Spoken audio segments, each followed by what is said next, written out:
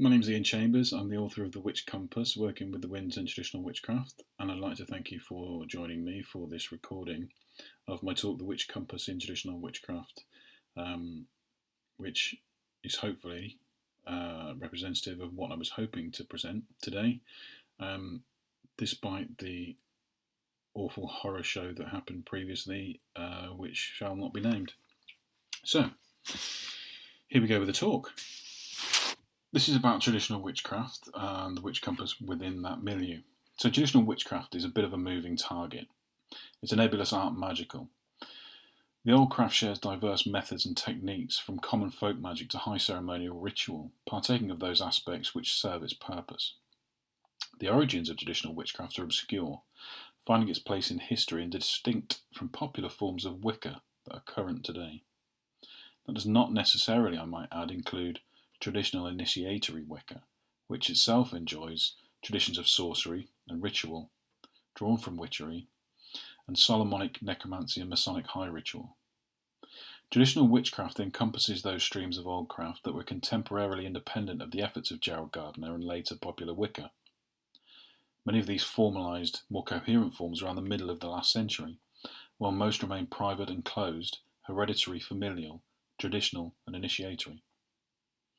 It's from within this milieu that certain obscure terminology originates, circulating mostly in small groups between the 1960s and around 2010, when the parlance became more widely adopted. A great deal of material available for study at the time was centred around the letters of Robert Cochrane. Now, Cochrane was a founder of a coven called the Clan of Tubal-Cain in the 1960s, and he was a prominent figure to traditional witchcraft, as Gerald Gardner is to Wicca. Cochrane coined many terms that are common today, including the name Gardnerian, which he used to refer to those covens of Gerald Gardner, and usually in a derogatory way. He wasn't a fan of Gardner. Now, traditional witchcraft did things and does things slightly different to Wicca, so it does understand the same things but approaches them in different ways. These can be subtle. Amongst those people Cochrane wrote to was Joseph Bearwalker Wilson. Wilson founded the 1734 method of witchcraft, influenced by Cochrane's letters, his mentor Sean, and the matriarch of hereditary witch tradition called Ruth Wynne Owen. Attempting to decipher much of the writings of Cochrane, some people began utilising the terminology found within those letters that have been circulated by Joseph Wilson and since his return to America and his printing of those letters. One of the terms that began entering use was the compass. Since then, Shani Oates, the current maid of the Clan of Tubal-Cain, has referred to the compass quite frequently. Although I'm not from that tradition, I acknowledge and give thanks to Shani and the Clan of Tubal-Cain for influencing so much of my knowledge of the compass. The key that enabled my understanding of the witch's compass came to the teachings of Griffin Kedd. Let me move that so you can see that a bit better. Now, Griffin is an old craft soul and the witch father of the Kedd tradition and manager of the Green Man store in Los Angeles, in North Hollywood. Griffin was initiated in the 1970s in Britain before grafting his craft lineage onto US stock and relocating eventually to California. From the Green Man store, Griffin teaches classes and builds strong community together with the superb people who support that work. He is a man who's worked tirelessly to provide huge amounts of teaching to many people about traditional witchcraft and many other subjects, intrinsic to which is the compass. Now, through Gnostic reception and together with his partner and mother of the Kedd tradition, Griffin received a vision of what became the Kedd Tarot deck. Working tirelessly for a decade with a fantastic artist, Arnett Taylor, Griffin managed to bring the compass, the mythos of the Kedd tradition, and the tarot together to provide a complete system of witchery.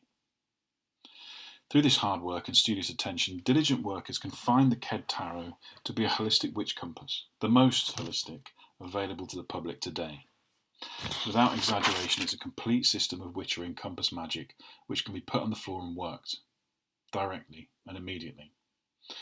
I'm very honoured to have been able to work with this system, and I'm grateful to Griffin for his generosity and for his guidance and being a fantastic friend. And also for his generosity in penning the foreword to the Witch Compass. So, what is a compass? Let me just move this out of the way. So, the concept of the compass has been around for millennia. It's also had a home within the occult and witchcraft communities specifically, perhaps only tacitly. It's the original cosmological model of spatial awareness, projecting 4 key directions outward from the central perspective of the mind: forward, backward, left and right.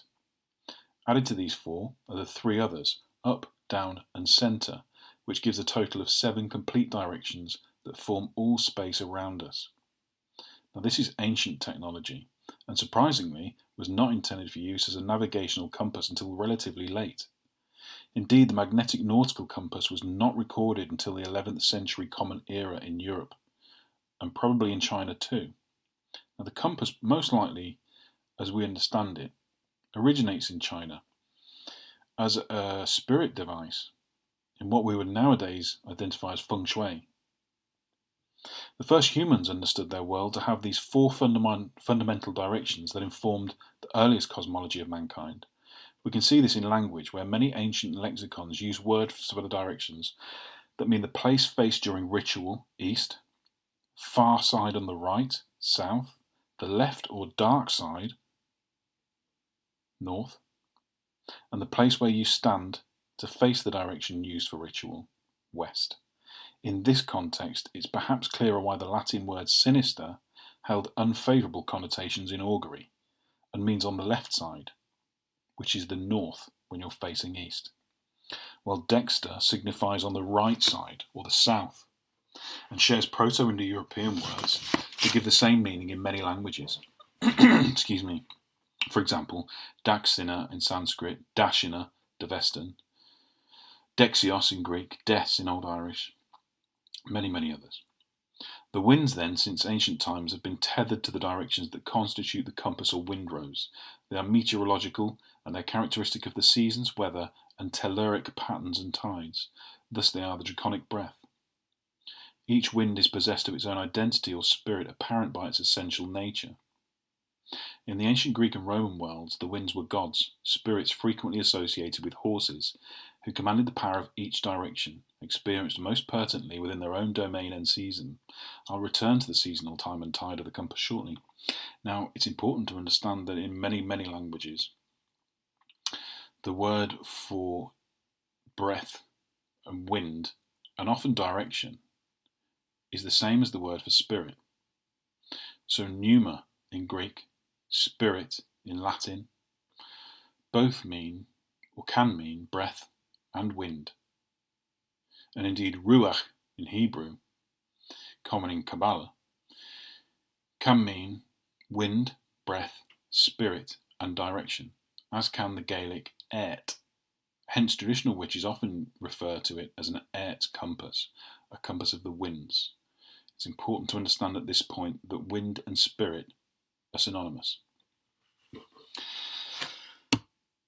Now, in the ancient Greek Homeric Odyssey, a particular episode is pertinent when the hero Odysseus acquires a bag from the king Aeolus, a demigod keeper of the winds. Given that the ancient Greeks depicted the winds as gods, we might surmise that the 12 children of Aeolus, 6 sons and 6 daughters, represent the classical 12 winds of the compass. So by ancient Greek times and ancient Roman times, the wind compass had grown from 4 winds to 12, or 3 lots of 4. Now the bag that Odysseus was given contained the west wind, which would give him a steady return journey home to Ithaca. However, a second bag was also provided, which contained the north, east and south winds, or, to Odysseus' journey, unfavourable winds. And Odysseus was advised not to open these lest he be blown off course. And while he was sleeping, his companions, suspecting that the bag contained secret treasures or gifts, conspired to sneak a look, and in doing so released the chaos of all the winds, and they scattered Odysseus' ships. The image on the left here depicts King Aeolus in his cave. This painting is from the 16th century, but you can see King Aeolus entering the cave with a bag, attempting to capture the winds. Ever since early seafaring peoples put sailboat upon the deep blue sea, the wind has been a continual companion of sailors, and it's for good reason then that coastal witches throughout the age of sail have been selling the wind to sailors. The most prominent witchcraft law pertaining to witches who sold witch knots or wind knots, rope in which the winds had been bound in a knot to be released by the sailor in calm waters, is perhaps found in Boscastle, Cornwall, UK. This happens to be the home of the Museum of Witchcraft and Magic established by Cecil Williamson, who was a 20th century occult collector, who fashioned his compass, as the former director Graham King recalls witnessing, a picture of which appears in Steve Patterson's book Cecil Williamson's Book of Witchcraft, which tells how it was the legends of the sea witches of the area who sold the wind to the sailors and danced with the storm that first drew Cecil Williamson to the area of Boscastle for his museum. Williamson includes in his record of his magics collected throughout many, many years an operation for raising the wind. This technique appears to be quite common in other folklore collections and involves beating a wet rag against a stone or rock, using a charm or spell to command the wind to rise. We can assume that this is an imitation of the storm that beats against the rocky shore and the sound of clapping thunder and sea spray. As a method of sympathetic magic, a similar idea is found in the woodcut by Olaus Magnus in Historia de Gentibus Septentrionalibus, dated to 1555, and that's a word I will say more than once, depicting a witch causing a storm at sea. I'm not saying that word again. It's just possible to make out that the witch appears to be holding a colander of water in an imitation of the rain, while a device, on the other hand, might be creating the wind or the thunder sound, clapping. Beneath this figure is another clasping a stave with an animal skull affixed to its top.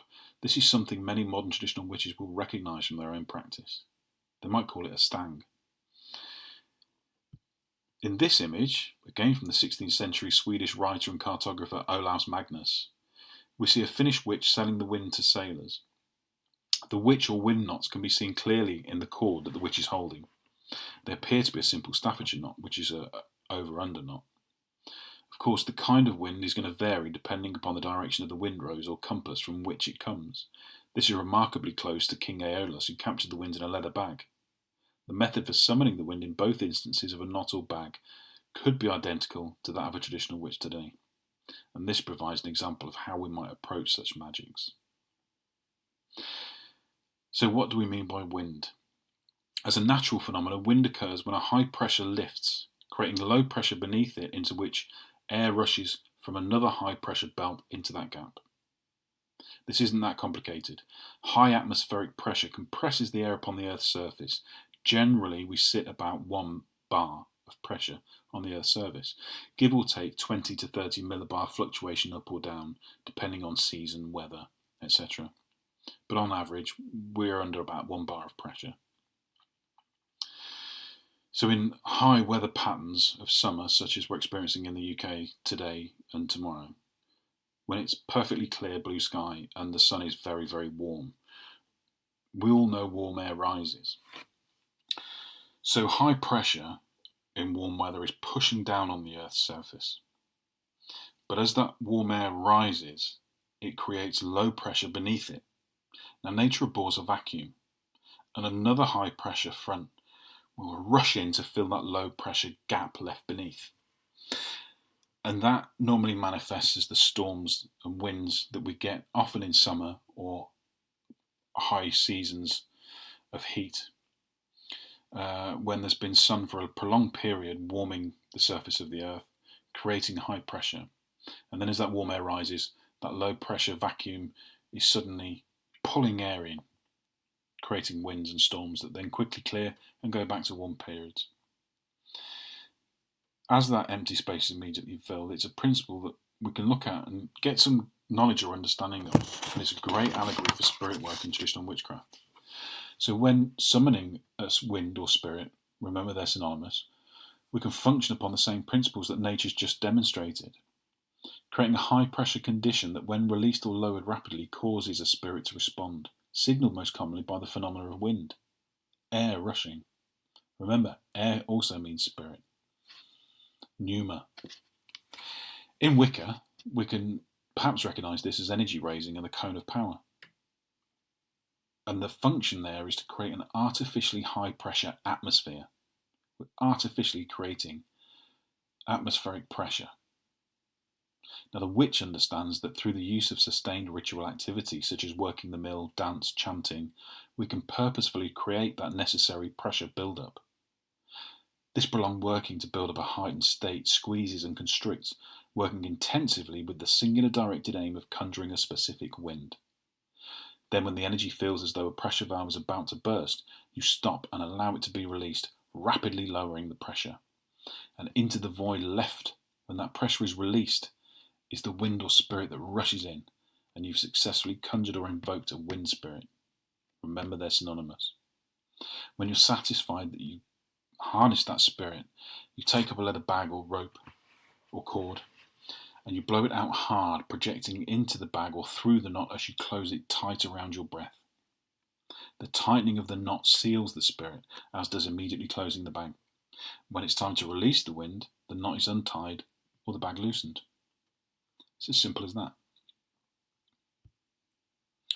The understanding of the spirits located within their own time or season is as old as the compass and winds itself.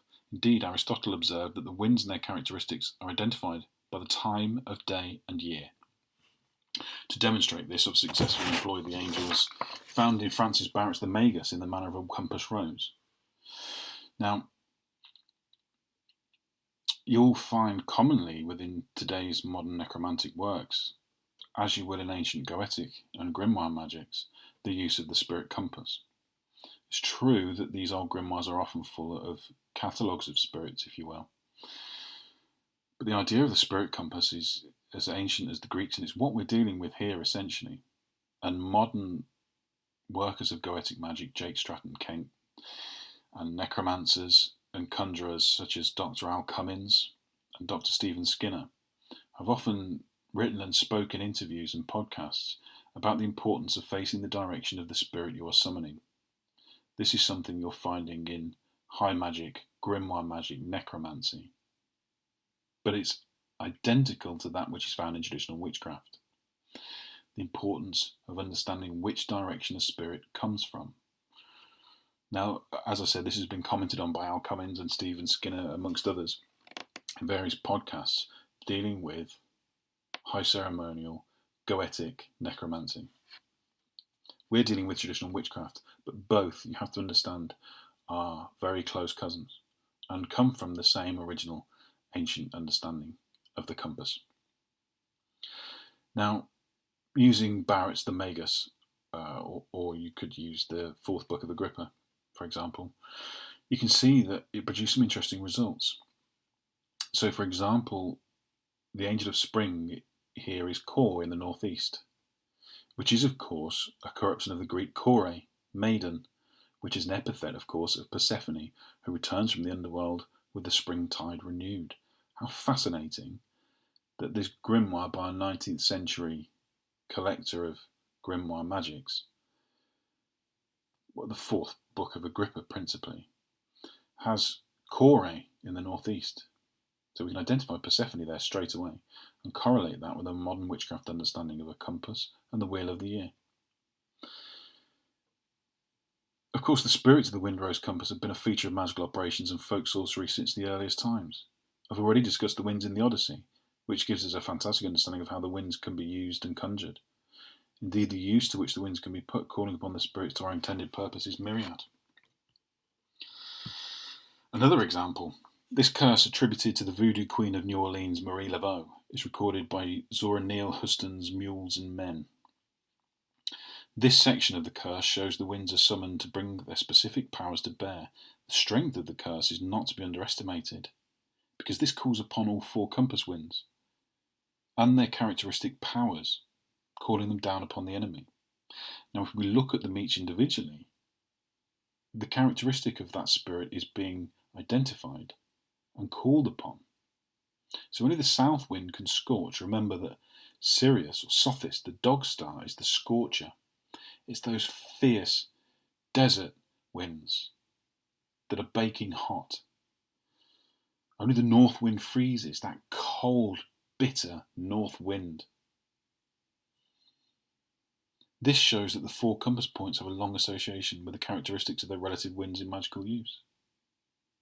You'll find this all over the place. It's throughout lots of magic, old and new. In more recent times, the work of the magician R.J. Stewart shows how the compass, seasons and tides are recognised along with the classical elements in 4 directions. In his book Earthlight, a part of the Underworld Initiation series, Stewart shows a compass segmented into quarters identified by cardinal directions, classical elements and seasonal tide. Identifying 5 elements, earth, air, fire, water and spirit, air or breath, Stewart adheres to the 5-fold theme of Robert Graves. Graves expressed this most succinctly in his seminal and highly influential poetic work, The White Goddess, in which he labels the 5-fold goddess's pattern as birth, initiation, love, repose, and death. An example of which can be found on page 208 of The White Goddess, but it's throughout that book. Stewart fits this goddess theme into his scheme, recognising the 4 cardinal elements representations of the compass as birth, adulthood, maturity, age, and death is placed between winter and spring in the northeast. So the northeast here is the place of death, which is also the place of rebirth. Stewart also discusses within the same chapter the fractal patterns that many traditional witches recognise within the witch compass.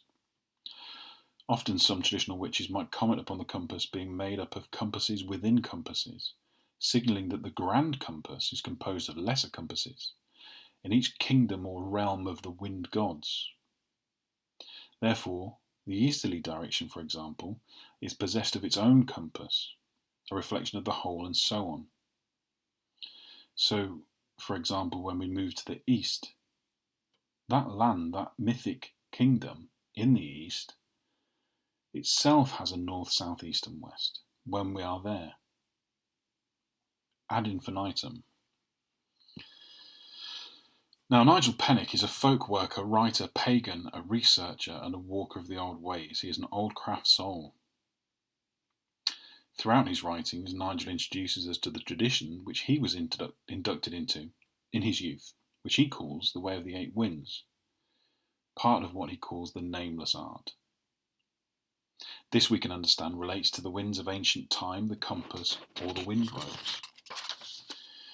Writing extensively about East Anglian oldcraft and the Way of the 8 Winds, Nigel's written some tremendously influential and informative works.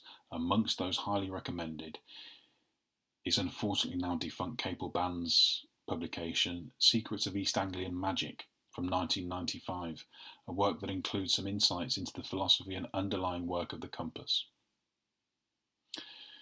Here is an image of the northern tradition Wheel of the Day from Nigel Pennick, which he kindly gave me permission to use. This denotes the cumulative folk tradition of sigildry, which is an archaic word that Nigel uses to mean sorcery, and it's encompassed under the aegis of the Way of the 8 Winds. This portioning of time together with the compass indicates the greater function as a cosmological map. Indeed, this is reflected in the ancient solar and celestial calendars that are hinted at in megalithic monuments such as Stonehenge, Avebury, and the Rollright Stones in the UK, for example, just a few, as well as mounds such as Newgrange in Ireland. The position of the sun, moon and star markers at certain seasonal and daily moments provide waypoints in the mythopoetic world of the Eldritch. The compass map of mythic narrative provides a structure which locates within time, space and the other world. Since ancient man first observed the journey of the great luminary orbs above, the route of the sun as it traverses the sky engendered the mythic landscape through which the god travelled on his daily, annual and life cycles. Ancient Egyptians reckoned the sun a heavenly bark of the sun god Ra, who descended into the western sea beneath the earth into the underworld, before rising and being reborn each morning in the east. Similar such myths exist for cultures throughout time and spanning many different peoples. For most Indo-Europeans, the sun was a chariot drawn by solar horses across the sky, dying upon the western horizon and being reborn at dawn. The annual cycle of the sun bore the oldest myth of the godhead, life-giving, fecund, yet destructive and scorching in equal measure. The Earth Mother, by contrast, became fertile, bloated with life, then wilting and barren. This mythic structure underpinned life on this planet for human beings for millennia, and is built into the compass, as evidenced in this diagram of Nigel Pennick from 1995. When approaching the directions of the witch compass, I've long advocated a method that's as simple as can be and yet quite profound. It's a method also advocated in the Yellow Book of Joseph Bear Walker Wilson of the 1734 tradition, entitled Practicing Nature Religion, Natural Magic in Everyday Life. The procedure requires no tools, only effort and commitment. At the start, it's best to leave early preconceptions behind, and everything that you've learned must be put to one side. You're going to begin this at sunrise, so prepare a place where you can be unencumbered, uninterrupted. Take yourself there when it's convenient. Well, not when it's convenient, before sunrise, but somewhere that's convenient, easy to get to. You're not in danger. Do not endanger yourself. Face the direction that the sun is going to rise.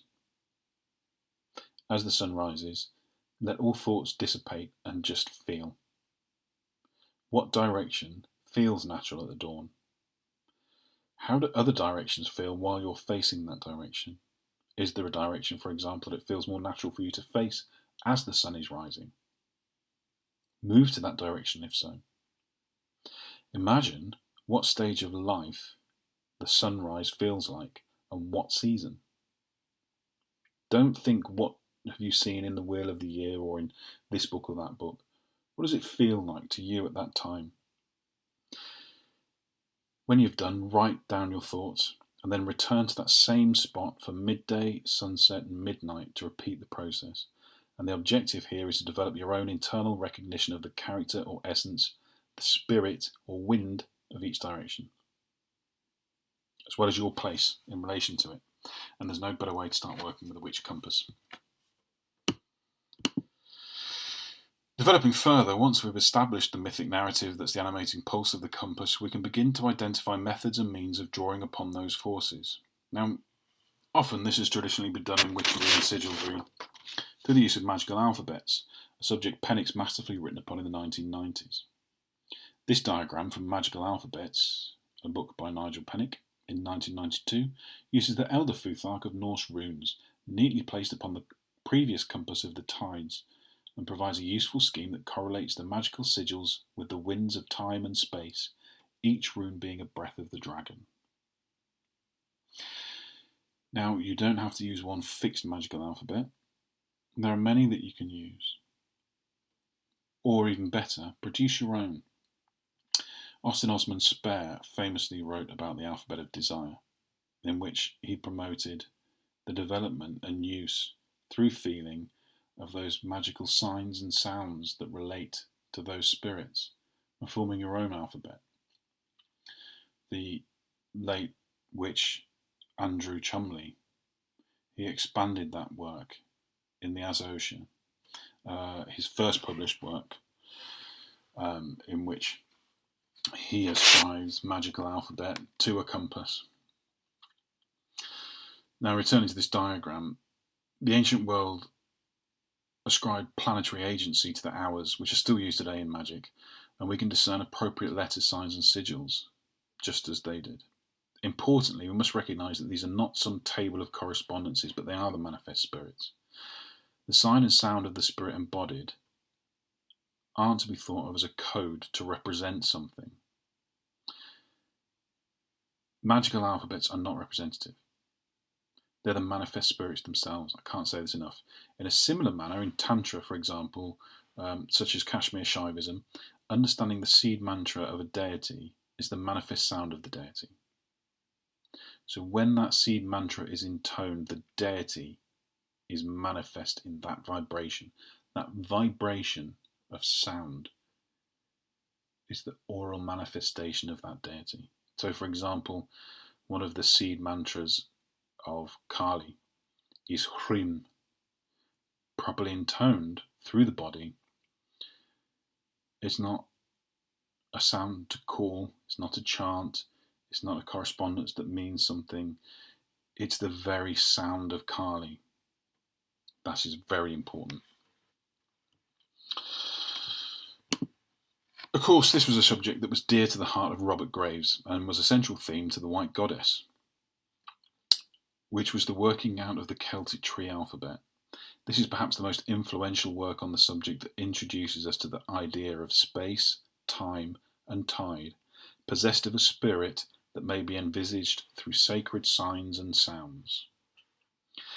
Many discredited or disagreed with Robert Graves, and it's true the historicity of the White Goddess is questionable. But, in the poetic sense, it's a work of sheer inspiration, a mystical text that provides an insight into the revelatory workings of the mind of the poet. More so, if approached in this manner, it has the ability to open this faculty in another, enabling the reader to enter that eldritch world that he's conjured. The Celtic tree alphabet has been approached in many ways since and used by myriad pagan and esoteric communities. This fantastic and beautiful rendition appears as the tree wheel of the year in the Ohm sketchbook of the outstanding artist Karen Cater of Hedingham Fair. If you can get to Hedingham Fair's website and have a look at some of the beautiful art that Karen produces, I'm so grateful that she's allowed me to use this image and hopefully to inspire people to go and look at her work. I mean, just the cards simply blow me away, and people love receiving them. There's nothing better than a calendar or a Christmas card, for example, from Hedingham Fair. It's just fabulous. This beautifully demonstrates the tree system that Graves worked on, and it demonstrates the Ogham or Ogham characters related to the sacred trees that he talks about, represented in signs, and how these are arranged throughout the year. Karen's laid this out perfectly as a compass. And the magical utility of it is limited only by your imagination, which is the most important faculty of a magician.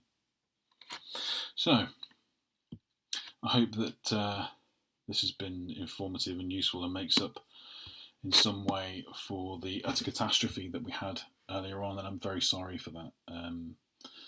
I did check my internet speeds and everything was showing as fine, and obviously it didn't. And then immediately afterwards it was fine again, it was super high speed again. So, obviously something was wrong, and I'm very sorry, and I'm very grateful to everybody for sticking with me in the horrible debacle.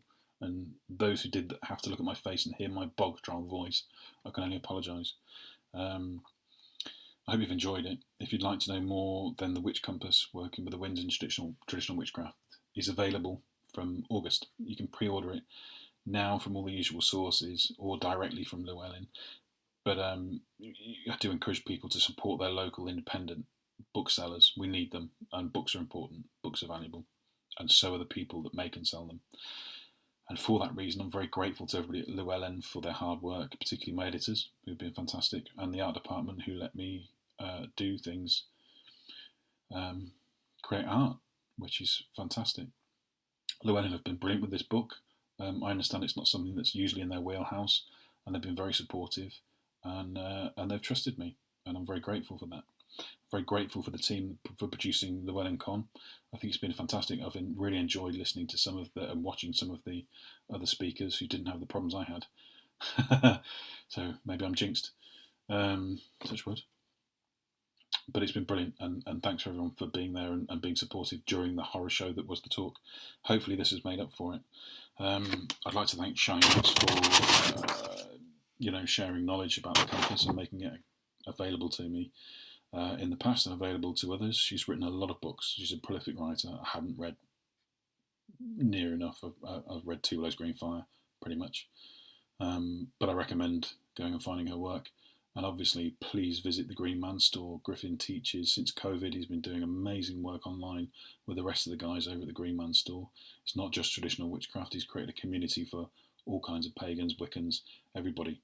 And he has speakers from Orion Foxwood and Christopher Penchak and Stephen Skinner. It's just a great place. And Griffin is a fantastic teacher. So I recommend people go and visit that. But most importantly, thanks to you for being here and listening to me. Thanks very much. Ciao.